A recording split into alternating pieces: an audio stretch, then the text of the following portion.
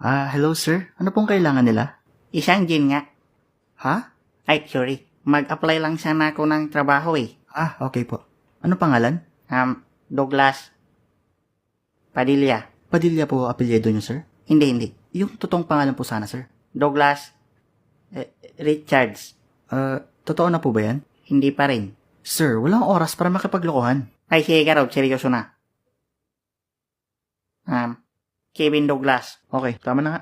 Ay, sige na ka Rod. Douglas Tumagay. Okay. Anong address niyo, sir?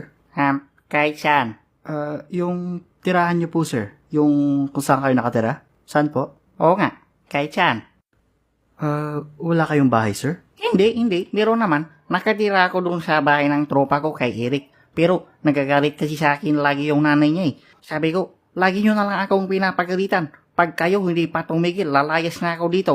Tapos sabi ng mama ni Eric, dapat lang, wala ka namang naitutulong dito eh. Tapos sabi ko, grabe naman kayong makapagsalita. Parang wala naman akong naitulong dito. Tapos sabi niya, wala talaga. Tapos sabi ko, okay. Tapos, yun, pinalayas ako. Pwedeng makitira sa inyo?